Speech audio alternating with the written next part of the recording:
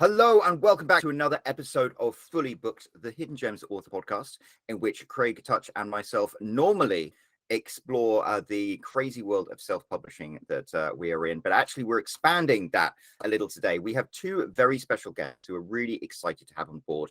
We've got Mara Shatat and Tudor Robins, who recently co-authored a novel together, but they have all sorts of insight about not just the route of self-publishing, but also traditional publishing. So it's going to be really interesting to talk about how they co-wrote a novel together, how their traditional publishing experiences are, how their self-publishing experiences are, and all of the wisdom that we can glean from their brains from that. So good morning, Mara. Hello. And good morning, Tudor. Hi there. We are very happy to have you both. And of course, we wouldn't be here without the man himself, Craig Touch, the owner and founder of Hidden Gems Books and an author himself. Good morning, Craig. How are you doing? Good. Welcome, both of you. I'm really excited to talk to you because this is something like Roland said, we often are very focused on self-publishing, but the traditional publishing route is one thing that even a lot of self-publishers are interested in doing or pursuing, or at least knowing about, in terms of whether they want to pursue it or what goes into getting a traditionally published deal. It's also a way to diversify, so you can have some self and some traditionally published books, and that helps in a lot of ways too. So these are all things that you guys can talk to really well. So that's why you're here.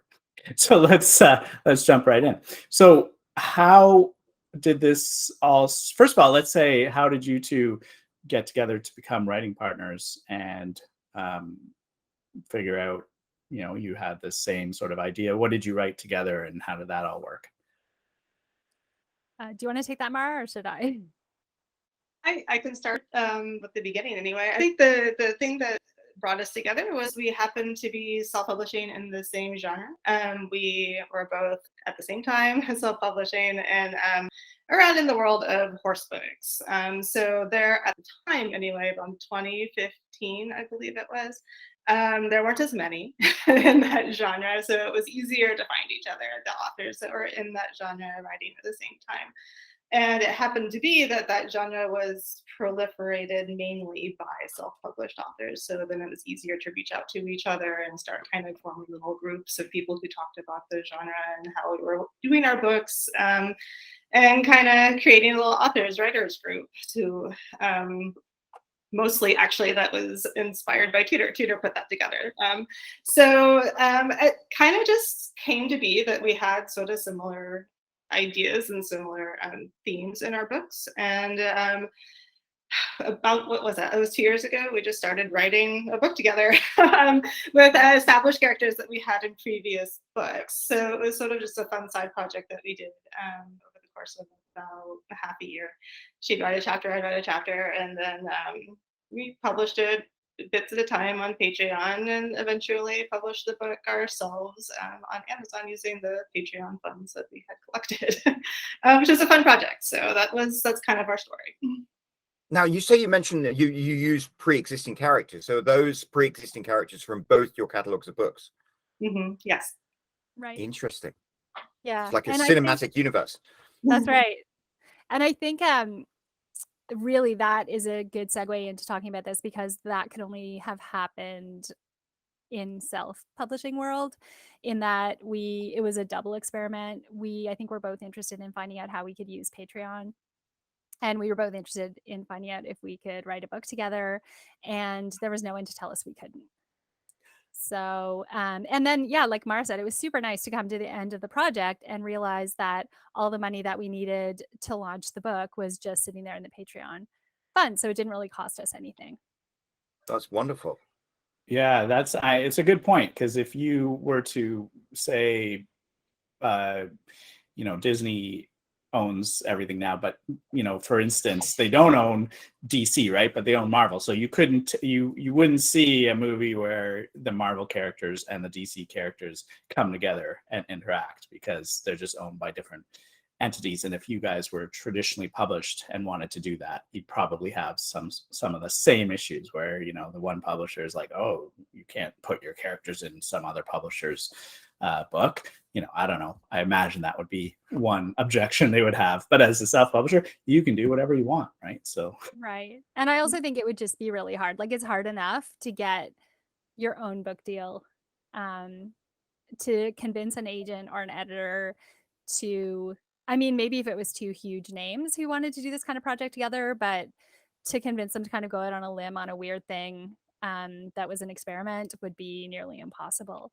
And the other thing that was sort of a tie-in, or that is important with self-publishing, is in a way we were really rewarding our loyal readers. So we were saying, by reading this book, you're going to get to know more, in my case, about Cam, who was kind of a backstory. Like, we both kind of brought characters who people liked, but we hadn't said a huge amount about them. They were never a main character. And so our readers really felt like it was fun to get to know, and we were rewarding them for being loyal readers. Yeah. right. In my case, I could write an accidental sequel. Now, I was just going to say, Craig, and if it's okay, maybe we could dial back a bit and talk about both of your histories as writers, because Tudor, you started off as a traditionally published author and then moved into this, and maybe we could talk about your experiences first and then move on to Mara. But I mean, I think that's going to be really interesting, why you took the traditional route at first and then moved into self-publishing, and where it went from there. So could you speak to that at all? Sure. So I published my first novel in 2013. So part of the reason that I did it traditionally is because that was just more recognized then. And it was sort of, I think, as well, my background, I just always thought, well, you would just look for a traditional publisher. So I actually never have had an agent. That's where Mara can speak to agents. I have worked closely with an agent who I nearly signed with. But in terms of getting my first publishing contract, I went to one of the publishers that allows direct submissions. So it was like a boutique publisher in Toronto in Canada. And it was, I mean, it was a good experience in many ways. I worked with a really good editor, but I think one big thing, and I'd be interested in knowing if Mara agrees, but I think there's a lot of personality involved. If you are not okay with giving up a lot of control, then traditional publishing is really difficult. And I kept seeing ways that I felt like my book could sell more, that my book could be promoted better, that my book could be, and also I just wanted to write more often. And to bring out a book any more often than like once every 2 years with a publisher is very difficult. So I made the decision to self-publish for my second novel, and it suits my personality a lot more. I have so much more control. I make all the decisions. I mean, obviously, everyone who self-publishes knows that the flip side of making all the decisions means you have to make all the decisions. But that's sort of my route. And then the reason that I looked at it again is because actually this second most recent book I published is in a new genre. It's in middle grade.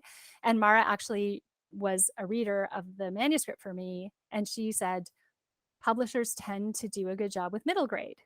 So I actually went back to the agent that I had been in talks with years before, and we really went back and forth for a very long time about whether this particular book would be traditionally published. And in the end, it came down to the same thing, waiting and waiting and waiting and having no control. And in the end, I just said, I can't do this anymore. This book needs to go out in the world. And so I did self-publish it. So that's where I am right now.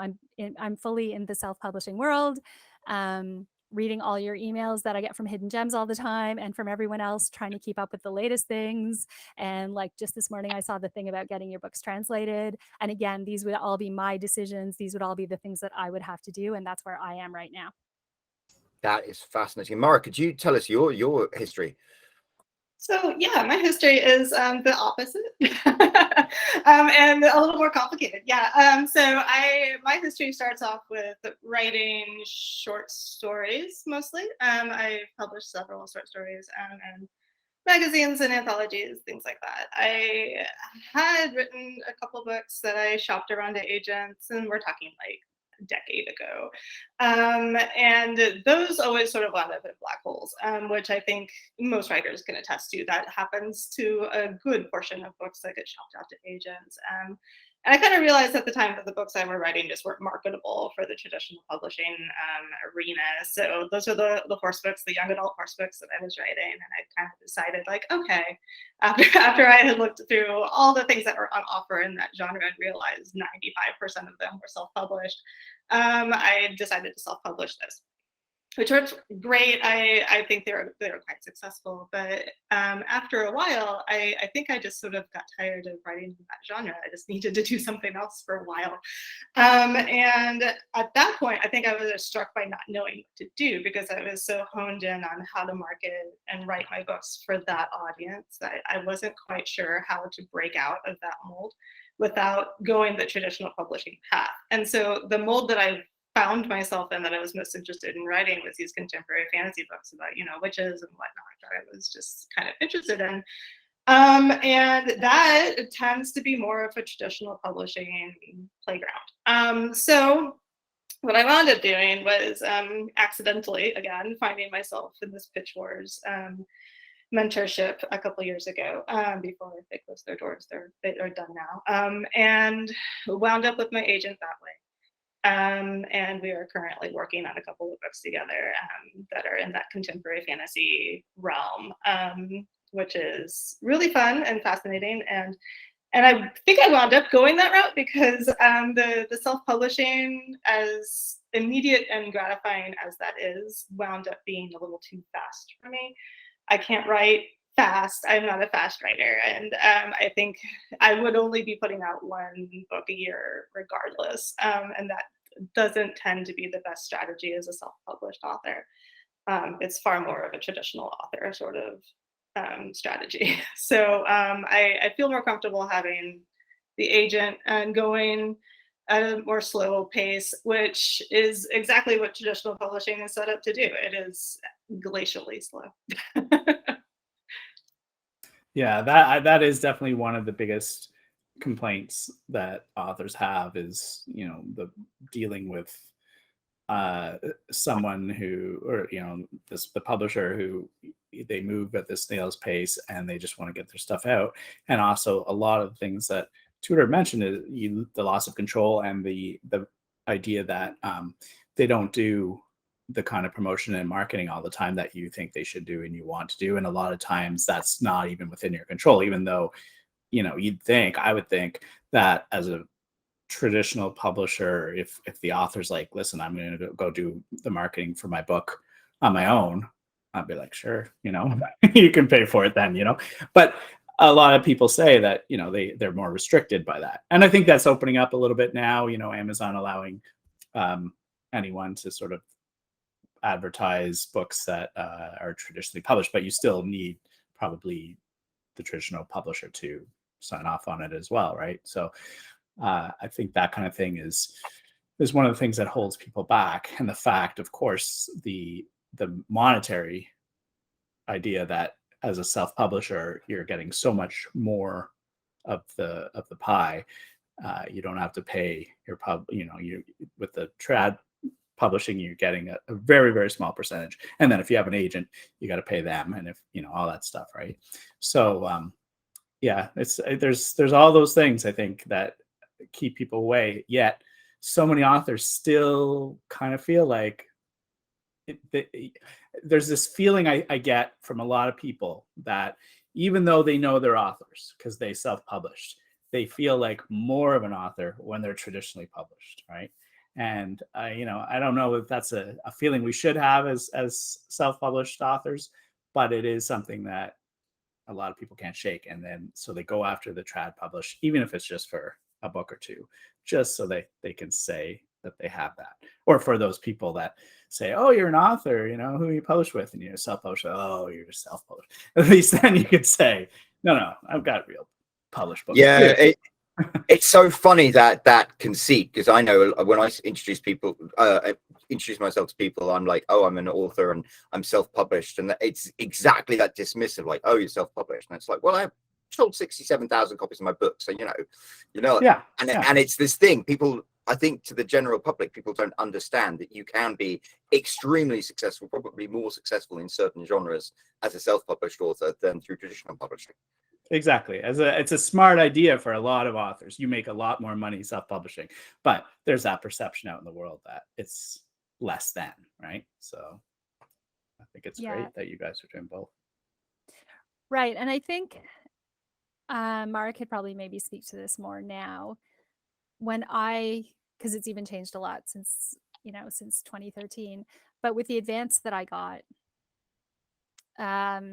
there's a good chance that it could have been fairly even in terms of what I earned, at least for the first couple of years. Like if you get an advance and then you don't have to pay for a cover and you don't have to pay for the editor and you don't have to pay for anything, then, unless you're already a pretty successful self-publisher, it's probably going to even out in terms of your earnings. But I do think even since then, advances have gone down. And I also think, like, the first book that I self-published is my most successful, and it continues to be my most successful. And I think there's way more opportunity for backlist sales and also more opportunity to do a whole bunch of other things with self-publishing, so that I think you're right. There is more opportunity to earn money, but it's not so cut and dried if you're just starting out. But, and then there is this kind of perception that, and this is maybe more of a Canadian one. I don't know what you think, Craig, but I think sometimes there's this traditional idea in Canadian literature that you shouldn't write to get paid. You should write for other reasons. Oh, so that's almost absolutely. a dirty concept as well. Isn't it one of the ironies that if you are successful as a writer, somehow that gives you less credibility? Yeah. But I don't know anything about earning. Like, you're more in tune with advances right now and that kind of thing. Well, yeah, as far as advances go, I have seen anything from 4 figures to 7. It's all over the place. I wouldn't even really begin to explain how wild it is. Just from the people that I know off the top of my head, it's a 4 to 7 figure difference. And what drives that? It's marketability and it's trends and it's who you are, how much money the publisher thinks they can make off of you, your book, your image, what kind of platform you've got.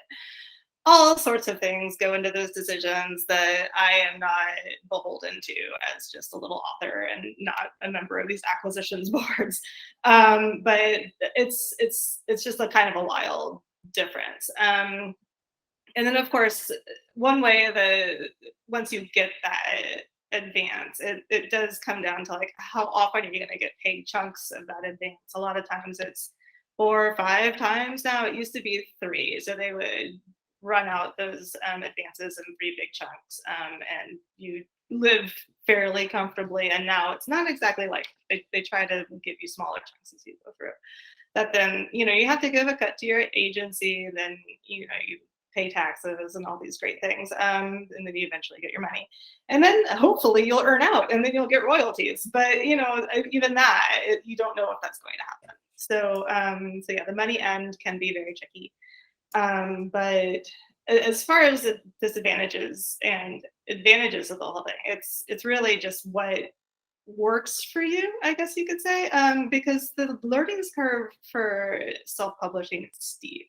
Mm-hmm. And whether or not you're going to be successful at it is just as much of a roll of a dice as it is getting an agent and getting traditionally published. You can write and throw things on Amazon to your heart's content, but it doesn't mean you're going to get anybody to read it. You have to put work and effort into that, and that's the difference right there. I mean, you have to really put effort into making a business as a self-published author, and it's really not different for traditional published authors. You do a lot of groundwork, but you do have marketing teams. You've got an agent. You have people who handle publicity. You have those people in your corner to some extent, maybe more so than others. Again, that's one of those things. It's along the lines of money.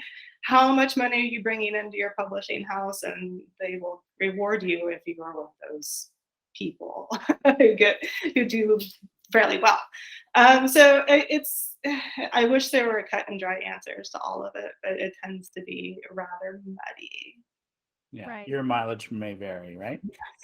I think we hear that a lot too, is the experience of some authors is almost the opposite of that, where they found that I guess it depends on your publisher and your level, right? But they found that their publisher really wasn't doing a lot of those things and wasn't helping them with a lot of those things. Yes. But that's kind of like the whole reason to go to the publisher, in my opinion, right? You're giving them the lion's share of the money. They should be doing the lion's share of all that other work, because your job was writing the book. Right. They can take it from there, in my opinion, right? For the amount of money that they are taking from the whole process, they should be doing a lot of that stuff, because you're right, self-publishing is a lot of work. It's a business. I mean, you can certainly not do any of the work. It's way easier to just write a book and put it on Amazon and do nothing. I can create a cover in Paint and not have anyone edit it, and sure, but that no one's going to probably buy it or read it, right? So if you want somebody to actually read the book, that's where the work comes in. You have to take on all of those publisher, all the publisher responsibilities. That's you. Right. And if you want to sell copies, yes. Yeah.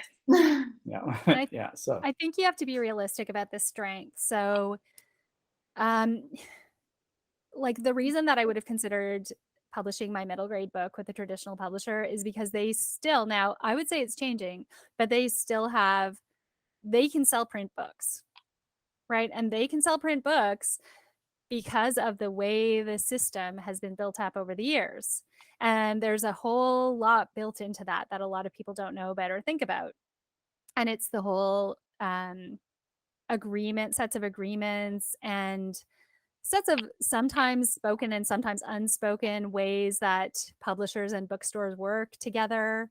And so for me, I was looking at a middle grade book that I thought would be really a pretty book, like a physical book. And I thought, well, they can probably sell a lot more print copies of that than I can. Now, having said that, I think one of the things that Craig found really interesting, because we previously sort of spoke about this a long time ago, and I had some interesting experiences with my publisher where I actually did the legwork to get my book into Costco, and they bought 200 copies and they sold out in no time. And the publisher had no interest in picking up that slack and running with it and continuing to provide more copies. And in fact, they weren't even very happy that I had done that. So it really is based on traditional channels, right? The publishers have traditional channels and there's traditional ways that they do things. They give booksellers a really, really big discount. They guarantee that booksellers can return all those copies to them if they don't sell them. Like, there's a lot of these deals and ways that it works. They give placement to publishers' books in certain spots in the bookstore. And so really, if you want that, and if you want to be like, here in Canada, it's Indigo.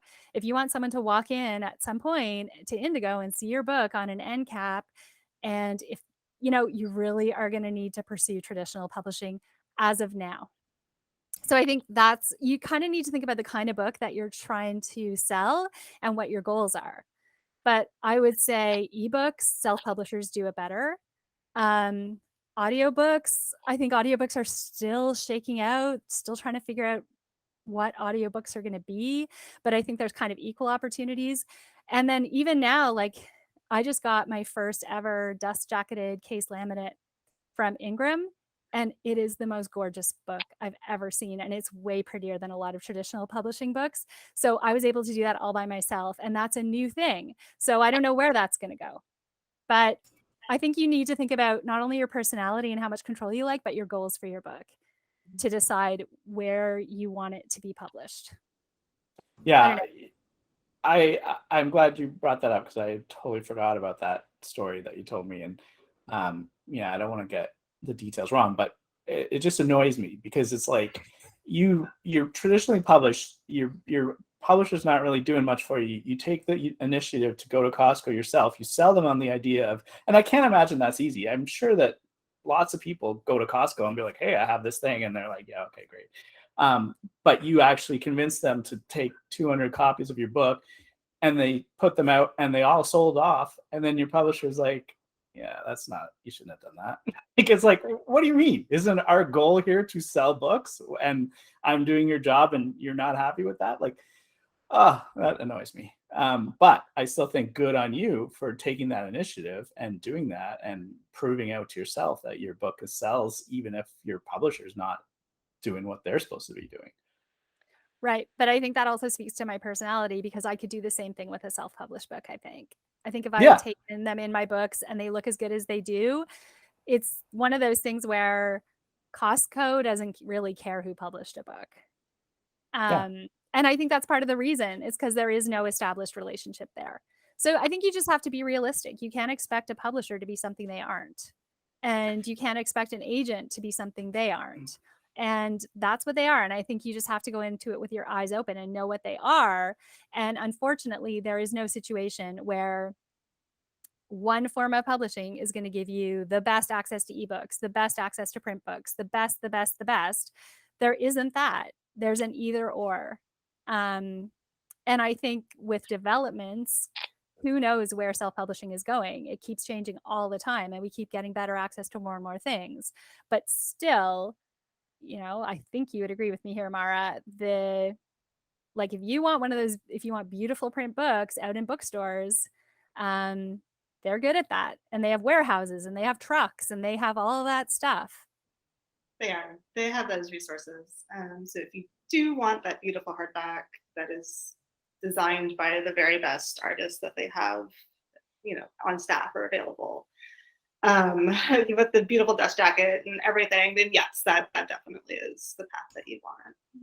Yeah, and I think, for a middle grade series and books, it makes sense probably, I imagine, and I could be wrong, but with all these relationships they probably have ins into schools, into libraries, where the kids are. And the kids probably, for the most part, want to read physical books still. I know my son has a Kindle and he reads everything on the Kindle.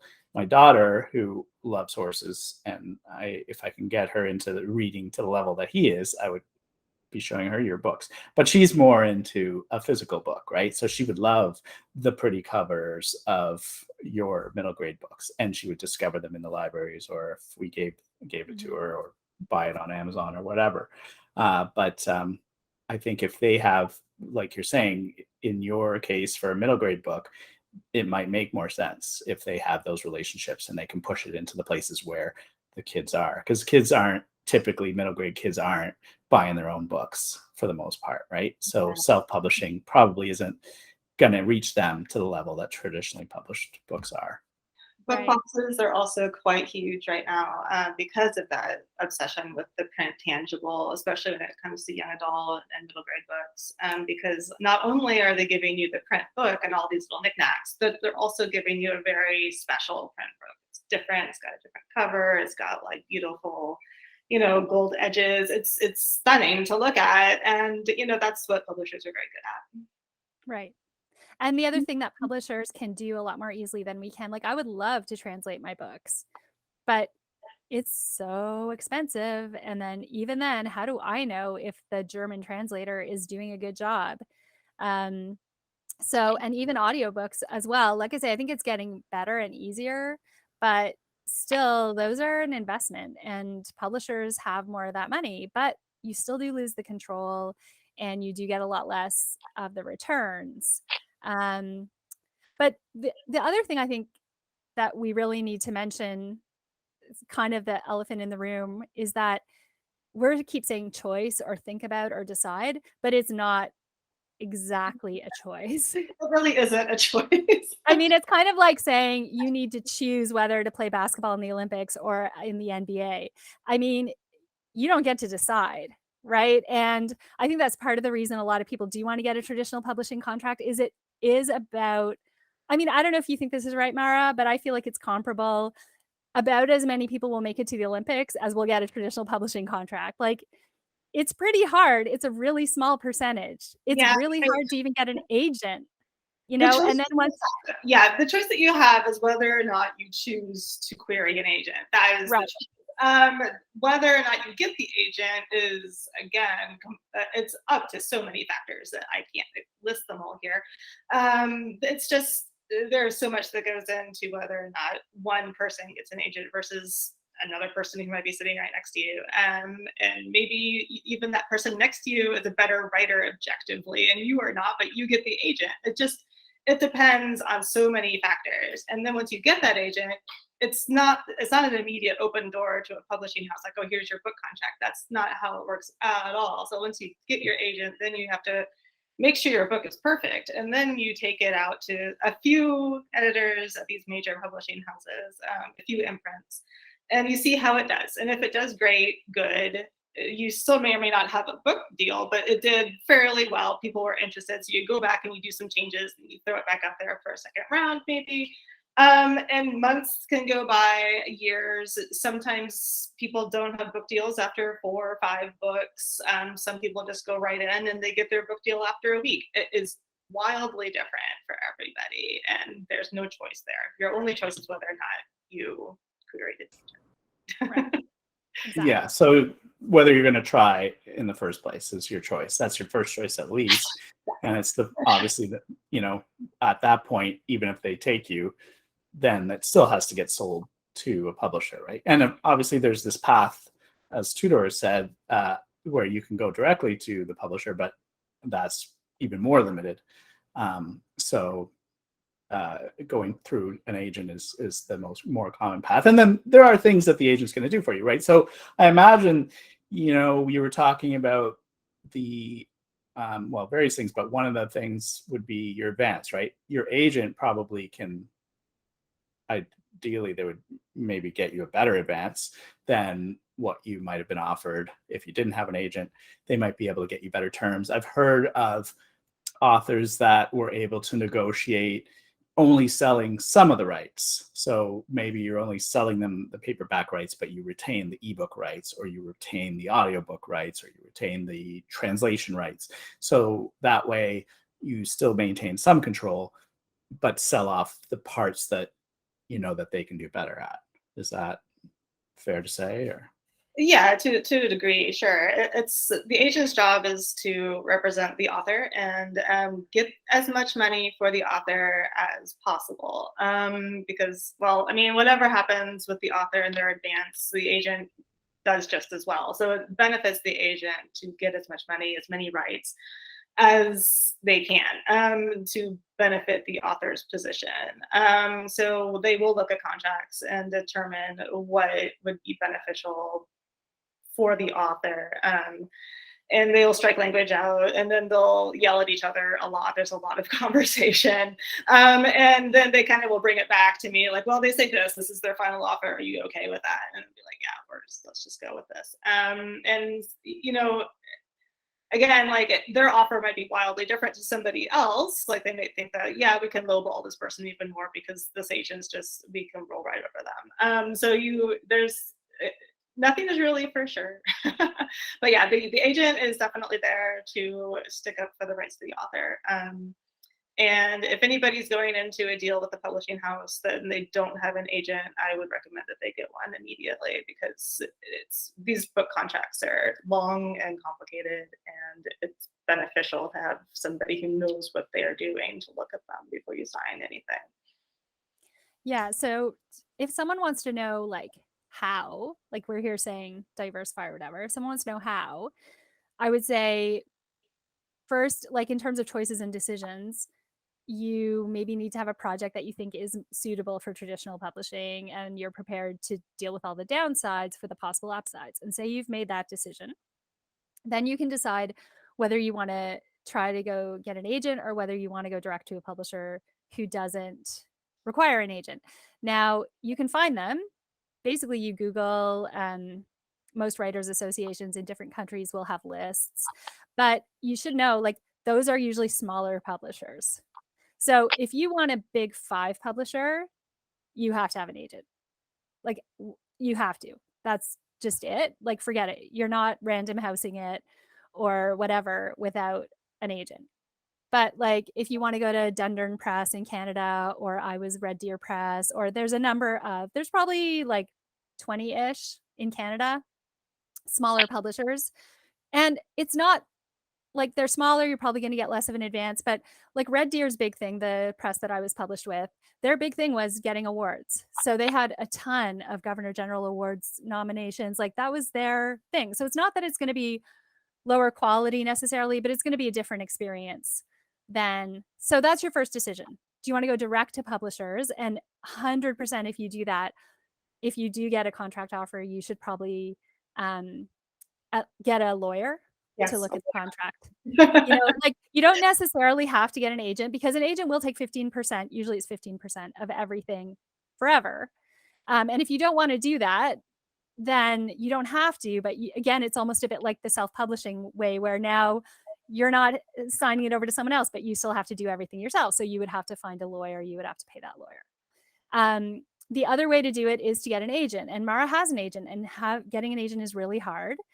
And so hard that if you think of the layers, and the top layer being getting a publisher, like a Random House type publisher, and then the layer underneath that being you have to get an agent before you can get that publisher, it's almost come down another layer to what Mara was talking about, like pitch wars. Or Mara and I, not only did we co-write a book, but we co-mentored. So this past year, we were co-mentoring people who wanted to go through the traditional publishing process, and we were evaluating their first part of their manuscripts and their pitches and that kind of thing. And so that's almost like another layer. You can apply to be mentored, and then by being mentored, you could apply to get an agent. And Mara is probably better to talk about that process because she actually has an agent. But yeah, so there's a lot to think about. It's not as simple as it seems. Yeah, so that's interesting. So you guys, is this like a business that you started, or is it like, what is this, the mentorship that you're doing? The mentorship is actually, we were working on a mentorship called the Right Team Mentorship. It's a mentorship program that a friend of mine put together a couple of years ago after we left the Pitch Wars program. She didn't want to go back and be a mentor at Pitch Wars, so she just created her own program. And it's done fairly well so far. We've already got a few published authors through that program. So I think she's doing great for herself. But yeah, we've been doing some mentoring through that program, and it's just one of very, very many programs that are out there for authors who are interested in taking that step with their writing and who may be interested in going into traditional publishing. You by no means need to be on that path. Maybe you just want to become a better writer. The mentorship programs that are out there are really great, just to like better your writing, better your skills, your all those very technical author skills that you'll need moving forward for either path that you might find yourself on. The biggest one right now is AMM. It's like Author Mentor Match. That's the largest one out there currently. Yeah, I think there's a lot of people that are on both ends of the spectrum. There's people that want to figure everything out for themselves, whether it's time or money or whatever, or that's just their personality, right? They just want to like, I want to be a traditionally published author. I'm just going to start, maybe they'll Google it, see what the steps are, and they'll start contacting an agent, and they'll do all those things themselves. And there's other people that really want to learn how to do it, and they want to hire somebody, or they want to go through a program that teaches them, take a course, and that's how they learn. And that's so I think the fact that there is this mentorship thing, that's really good, and that's going to be really valuable for a lot of the people that's the way they prefer to do things, is learn from an expert first. I do also want to really shout out these programs, because there are lots of programs that are designated for people of color and disadvantaged, even like youths, things like that. So it's really great, especially for people who do not have like a real position of privilege in the writer realm. So it's really good if you want to have a mentor who looks like you, who's in the same position as you, navigate this industry. I would say it's a real boon there. I think that's fantastic, because one of the most exciting things about self-publishing is there's diversity that is getting the opportunity to get their books out there and find an audience that didn't exist before. I mean, there's the genre BWWM, black woman, white man, as a romance genre that, you know, never existed in traditional publishing, and now it's like a massively powerful chunk of that market. So that sounds really exciting, and I think that's like really valuable for publishing and writing and art as a whole for you guys to be doing that. Yeah, 100%. And actually, a woman I met recently through being on a panel together, that's exactly the genre she writes in. And she has these most beautiful covers. And of course, she can commission the covers to look exactly the way she wants them to. And she does really beautiful book boxes. So it is funny because I did have a debate with a traditionally published colleague of mine who was saying, you know, there needs to be a lot more diversity in publishing. And I was like, but, you know, agreed. But right now, anyone can put anything on Amazon, but she was clearly like, well, that doesn't count. So that's a whole other debate. But yeah, you know, I think the mentorships are really helpful because it kind of breaks down the mystique. And one thing I think that both Mara and I were very cognizant of and tried hard to do, like every time we would have someone assigned to us, we would have a call, and you really try to think about where that person's coming from, what they're trying to accomplish. And you also try to give them feedback, not in terms of what we thought the project should be or the changes they should make, but asking them questions like, what are you trying to accomplish here? Is this what you were trying to do? Because really, in the end, it needs to be their story, and they need to think about why they're doing it and what they're trying to get out of it. So that's why I think the mentorship programs are great. And then, as we all know, if you can articulate your project, it's going to be much better when you publish it, or it's going to be much better when you query an agent. Because I think we've probably all been in the situation of having written like 50,000 or 70,000 words and suddenly going, what were we exactly doing? So we're trying to rescue people from that. Yeah, I think that's really good, because it's sort of the same philosophy that I use when I do author consult calls. Before I even have the call, I usually send a list of questions to the author to make sure that I understand what their goals are, because, you know, it's not, the advice you give to somebody is not one size fits all.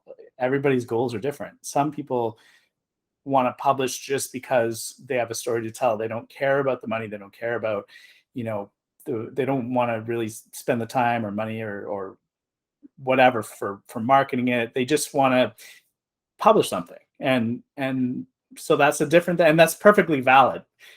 And then there's another person who they want to quit their job. They need to make as much money as possible. So their goal is going to be different, right? What we do with them is going to be much different, and the advice that we give them is different, right? And so it sounds like the same sort of thing with the mentorship, which is in my opinion, the right way to do it is figure out what it is a person wants and help them achieve those goals, not just a set goal that everyone has to achieve.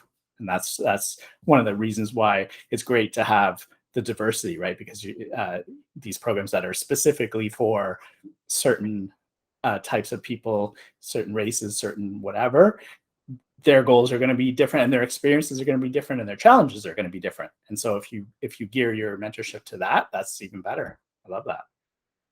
Yeah. And I think, Mara, you could speak more to this, but even, you know, it depends what kind of agent you go for. Like you, I believe, have a more editorial agent. Yes.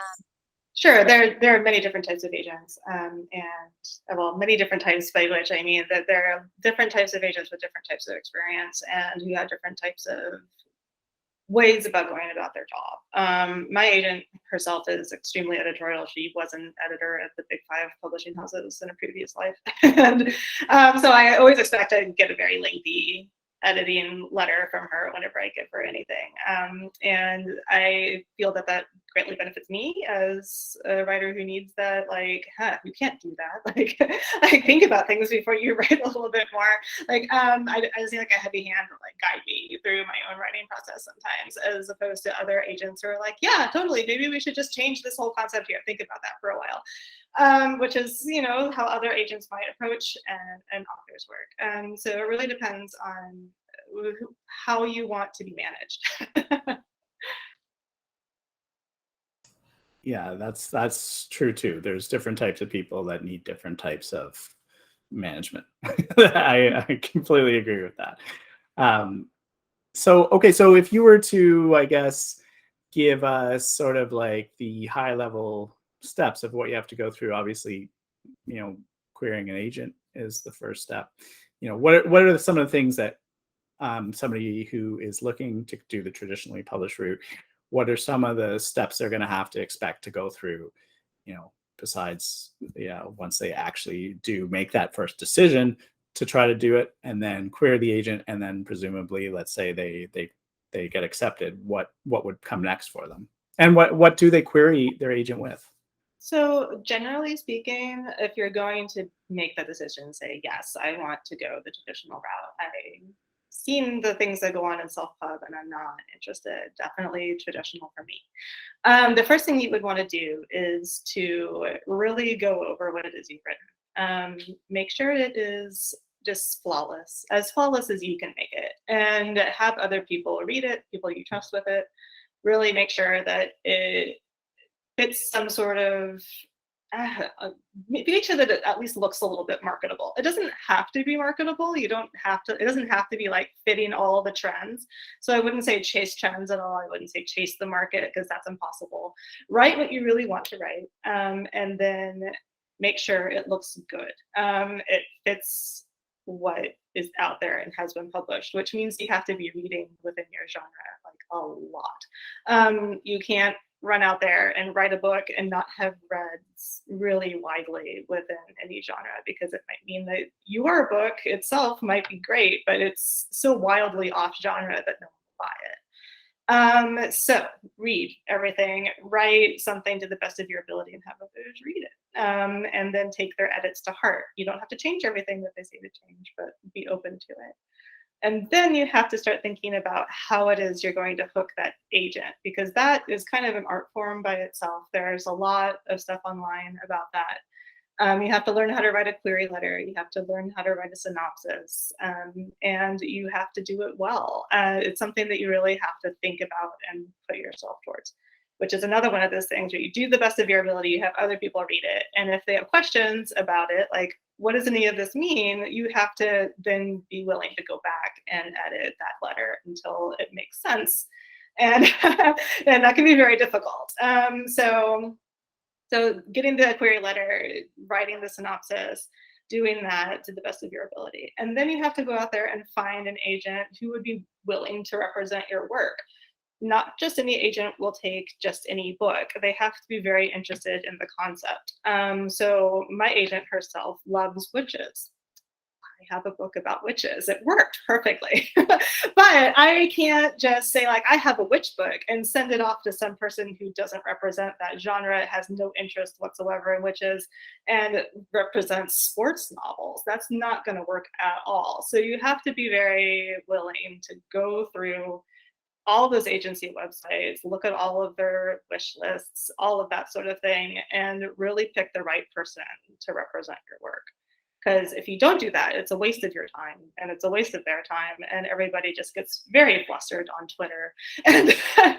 And just, make sure that you're using your time appropriately. So let's say all of that works out. You have an agent who says, yes, I am offering. I definitely want to represent you. At this point, it's really important to remember that you have rights.